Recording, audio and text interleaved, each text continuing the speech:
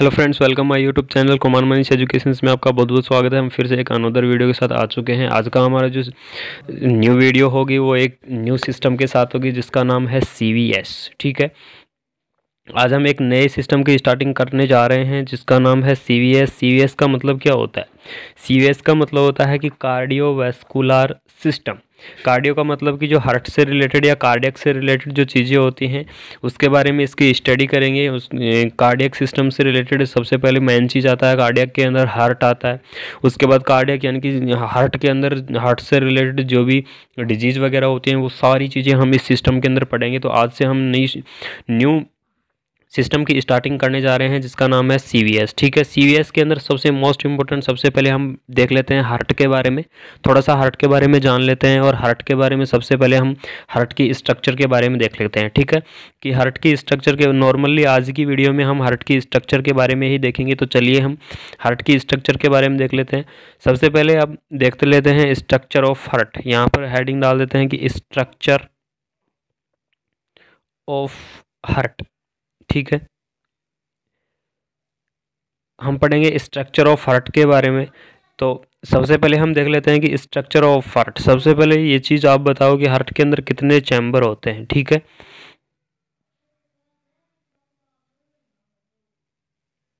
Heart ये देख लिए।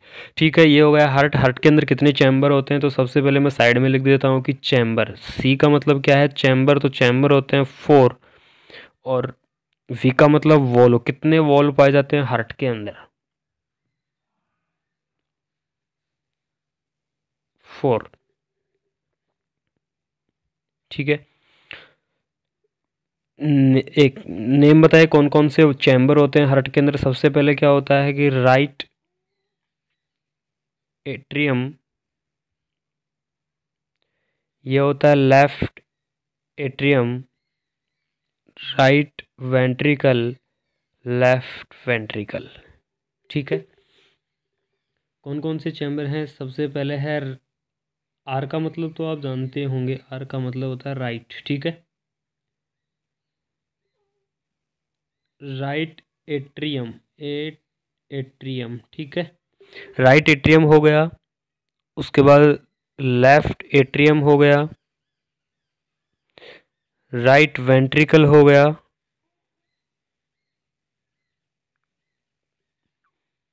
लेफ्ट वेंट्रिकल हो गया।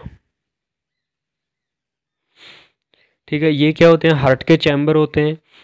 4 चैम्बर बताएं हार्ट के, जिसमें क्या होता है? फर्स्ट तो होता है कि राइट एट्रियम हो गया, लेफ्ट एट्रियम हो गया, राइट वेंट्रिकल हो गया, लेफ्ट वेंट्रिकल हो गया। ठीक है, उसके बाद हम देख लेते हैं कि इसके अंदर जो ब्लड फ्लो होता है वो किस प्रकार से चलता है। यानी कि सिर्फ आज की स्ट्रक्चर, नॉर्मल स्ट्रक्चर हार्ट के बारे में, इसकी स्ट्रक्चर के बारे में पढ़ेंगे। तो इसके अंदर जो ब्लड फ्लो होता है वो किस प्रकार से होता है। तो चलिए देख लेते हैं इसके अंदर कि ब्लड फ्लो हार्ट के अंदर किस प्रकार से पाया जाता है। ठीक है, ये तो हमारा हार्ट लीजिए। ओके, ये चीज़ें आपको पता है कि यहाँ पर क्या आएगा? राइट एट्रियम आएगा, लेफ्ट एट्रियम आएगा, राइट वेंट्रिकल आएगा, लेफ्ट वेंट्रिकल आएगा। अब कहाँ से और किस प्रकार से इसके अंदर ब्लड का फ्लो होता है, कहाँ से आर्टरीज लेके आती हैं, कहाँ से वेन लेके आती हैं, ये सारी चीज़ें हम इसके अंदर पढ़ेंगे। तो सबसे पहले चीज़ मैं ये बता देता हूँ आपको कि इसके अंदर ब्लड का फ्लो होगा वो किस प्रकार से चलेगा। कि सबसे पहली चीज़ ये होती है कि राइट एट्रियम से इनके अंदर ब्लड का फ्लो होता है। जैसे इस प्रकार से आपने अगर हार्ट की स्ट्रक्चर देखी है तो आपने इस प्रकार से 2 वेन टाइप देखी होंगी, जिसका नाम, एक का नाम होता है SVC और एक का नाम होता है IVC। इसका नाम क्या है? SVC का मतलब होता है कि सुपीरियर वेना केवा और इसका नाम होता है इन्फीरियर वेना केवा। ठीक है, सुपीरियर वेना केवा का काम है, सबसे पहली चीज़ ये, इन चीज़ों को बताने से पहले मैं आपको एक चीज़ बता देता हूँ कि वेन तो क्या होती है कि जो ब्लड होता है डीऑक्सीजनेटेड ब्लड को लेके आती है, और आर्टरी क्या होती है? ऑक्सीजनेटेड ब्लड को लेके जाती है। ठीक है, दोबारा से सुन लो कि वेन का तो काम क्या होता है कि डीऑक्सीजनेटेड ब्लड को वापस हार्ट के अंदर लेके आना, और आर्टरी का काम होता है ऑक्सीजनेटेड ब्लड को वापस सिस्टम या बॉडी के अंदर लेके जाना। लेकिन इसके अंदर भी क्या होते हैं, कुछ अपवाद पाए जाते हैं। वो अपवाद कौन कौन से होते हैं? एक तो होता है कि पल्मोनरी आर्टरी।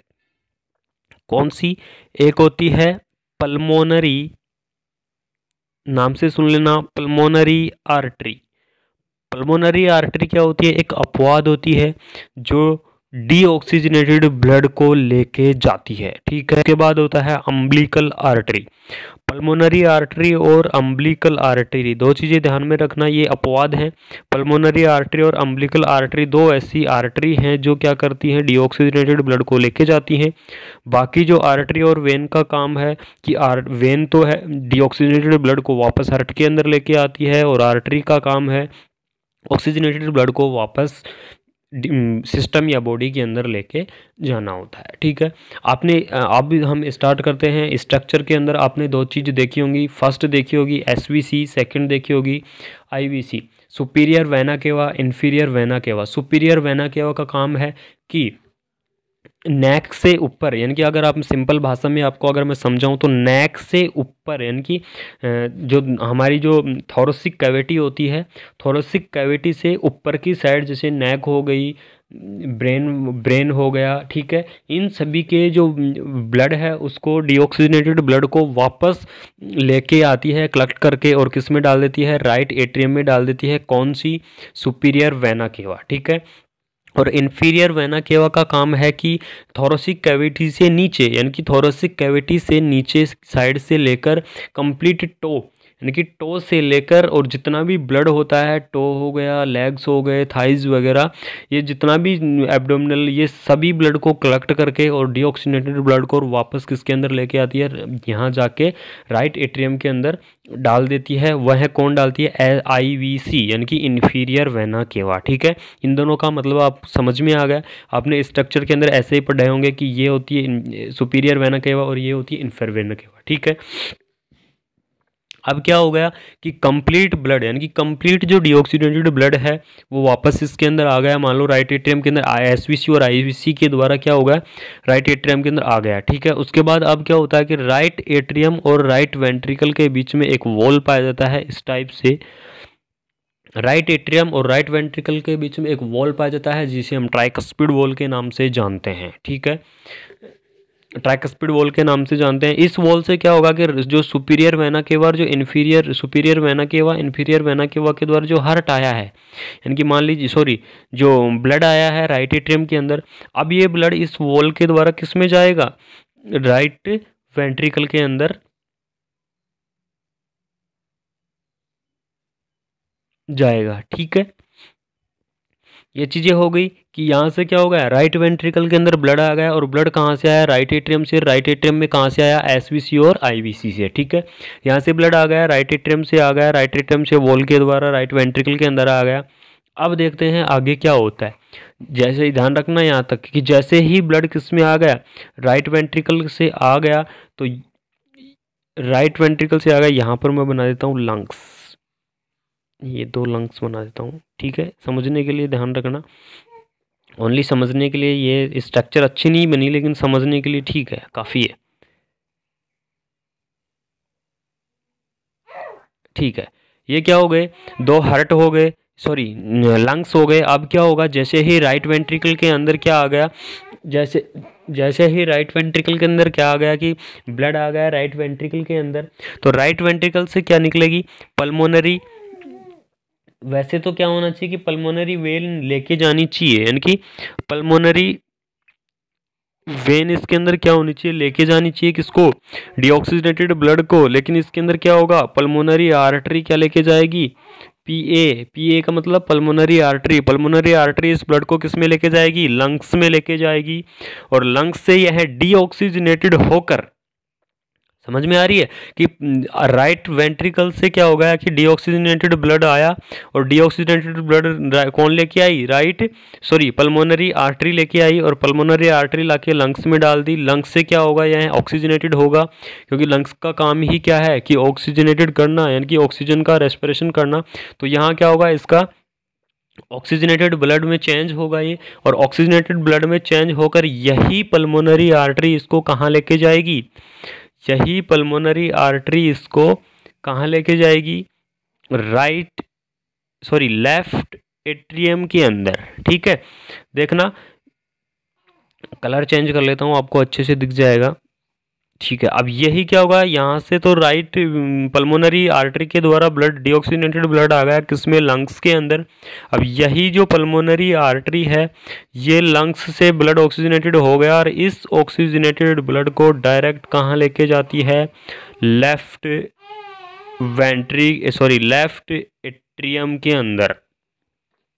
लेफ्ट एट्रियम के अंदर क्या होगा, इस ब्लड को लेके जाएगी और लेफ्ट एट्रियम से इस ब्लड को लेके आने के बाद एक मोस्ट इम्पोर्टेंट यहाँ पर क्वेश्चन बनता है कि ऐसा कौन सा, यानी कि ऐसा पहला चैम्बर, कि हार्ट का ऐसा पहला चैम्बर जो सबसे पहले ऑक्सीजनेटेड ब्लड रिसीव करता है, तो उसका नाम क्या है, लेफ्ट एट्रियम। कि लेफ्ट एट्रियम क्या है, एक ऐसा ब्लड है, ऐसा चैम्बर है जो सबसे पहले क्या करता है, ऑक्सीजनेटेड ब्लड को रिसीव करता है। ठीक है, इसमें इसलिए इसको अपवाद क्यों बोलते हैं, क्योंकि आर्टरी का काम है कि ऑक्सीजनेटेड ब्लड को लेके जाना, लेकिन यहाँ क्या होगी कि आरवीसी है डीऑक्सीजनेटेड ब्लड को लेके जाएगी और डीऑक्सीजनेटेड ब्लड को लेके जाने के बाद डायरेक्ट किसमें, लंग्स में डाल देगी। ठीक है, और इसलिए इसको क्या बोलते हैं, अपवाद बोलते हैं। और फिर यही पल्मोनरी आर्टरी लंग्स से ऑक्सीजनेटेड ब्लड को लेके जाएगी और डायरेक्ट किसमें डाल देगी, लेफ्ट एट्रियम के अंदर डाल देगी। और लेफ्ट एट्रियम में डालने के बाद क्या होगा, यहाँ पर क्या हो गया, ऑक्सीजनेटेड ब्लड हो गया। ठीक है,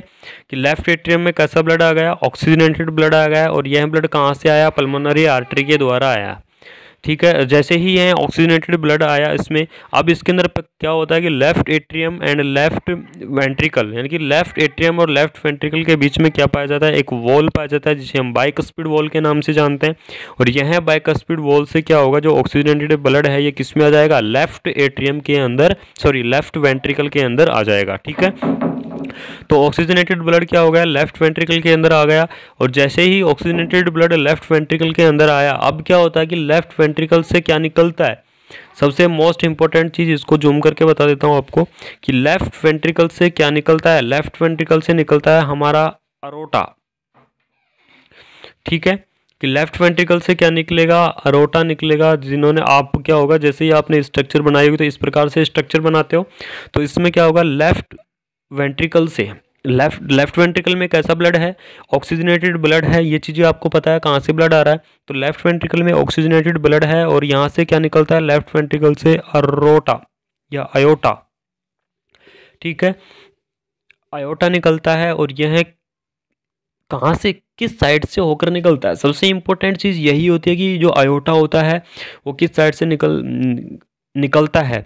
सबसे पहली चीज़ बताओ, आपने क्या होगा, एक मिनट इसको मैं हटा देता हूँ। आपने जैसे ही यहाँ पर मान लीजिए आपने स्ट्रक्चर बनाई, ठीक है, आप इस प्रकार से स्ट्रक्चर बना रहे हो, ये मान लीजिए हार्ट है, ये 4 चैम्बर हो गए। ठीक है, आपने इस प्रकार से स्ट्रक्चर बनाई और ये लेफ्ट वेंट्रिकल है, लेफ्ट वेंट्रिकल से आपने यहाँ से अरोटा निकालते हो और स्ट्रक्चर में क्या करते हो, डायरेक्ट यहाँ जाकर ऐसे निकालते हो, ऐसा ही करते हो ना। लेकिन ये चीज़ें पता होनी चाहिए कि जो आयोटा की जो पोजीशन है, यानी सिचुएशन है, कहाँ से यह निकल कर जा रहा है, किस स्थिति से होकर जा रहा है, तो ये चीज़ें पता होनी चाहिए। तो ये चीज़ें मैं आपको बता देता हूँ इस वीडियो के अंदर कि ये हो गया राइट एट्रियम, ये हो गया लेफ्ट एट्रियम, ये राइट वेंट्रिकल, ये लेफ्ट वेंट्रिकल। अब क्या होगा, अरोटा कहाँ से निकलेगा, लेफ्ट वेंट्रिकल से निकलेगा और यहाँ से होता हुआ राइट वेंट्रिकल के पोस्टीरियर से राइट एट्रियम के राइट वेंट्रिकल का पोस्टीरियर और लेफ्ट एट्रियम का एंटीरियर से होकर क्या निकलता है, अरोटा निकलता है। समझ में आ गया कि सबसे पहली चीज़, अरोटा स्टार्टिंग कहाँ से होता है, लेफ्ट वेंट्रिकल से निकलता है और राइट एट्रियम के राइट वेंट्रिकल के पोस्टीरियर, यानी पोस्टीरियर का मतलब जानते हो, पोस्टीरियर का मतलब होता है पीछे की साइड से, तो राइट वेंट्रिकल के पोस्टीरियर पीछे की साइड से होते हुए और लेफ्ट एट्रियम के एंटीरियर, एंटीरियर का मतलब होता है आगे की साइड से, तो लेफ्ट वेंट्रिकल के एंटीरियर आगे की साइड से होते हुए अरोटा निकलता है। ठीक है, इस पोजीशन को ध्यान रखना, इस साइड से क्या होता है, अरोटा निकलता है। अब हम वापस आ जाते हैं अपनी स्ट्रक्चर के ऊपर कि आपको पता लग ही गया कि कहाँ से निकलता है स्ट्रक्चर और कहाँ से निकलेगा अरोटा। ठीक है, अब क्या होगा, लेफ्ट एट्रियम से क्या होगा, अरोटा निकल गया और लेफ्ट एट्रियम से अरोटा निकलने के बाद डायरेक्ट कहाँ, इस प्रकार से निकलता है, सिचुएशन मैंने बता दी है। ठीक है, यहाँ से निकल कर अब क्या होगा, इसको मैं मिटा देता हूँ 1 मिनट। ठीक है, ये क्या हो गया, अरोटा निकल गया। इस प्रकार से आपके पास क्या आ गया, अरोटा आ गया। ठीक है जी, ये आपके पास अरोटा निकल के आ गया। अब क्या होगा, अब आगे ये तो क्या होगी, हर्ट से रिलेटेड ऑक्सीजनेटेड डीऑक्सीजनेटेड ये सारी प्रोसेस क्या हो गई, हर्ट की हो गई।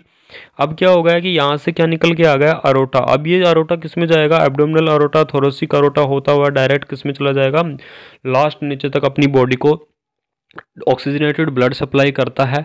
तो आज की हम इस वीडियो को यहीं समाप्त करते हैं। अगर आपको ये चीज़ें समझ में आ रही हैं और आगे भी आपको कंप्लीट ब्लड सप्लाई पढ़ना है या कंप्लीट ब्लड सप्लाई के बारे में जानना है तो आप कमेंट करें नीचे। अगर अच्छे कमेंट आएंगे तो मैं ज़रूर आगे ब्लड सप्लाई के बारे में बताऊँगा। और ये ब्लड सप्लाई अगर आपको समझ में आए तो कमेंट करें। थैंक यू सो मच हमारी वीडियो को देखने के लिए, और हमारे चैनल को सब्सक्राइब ज़रूर कर लेना।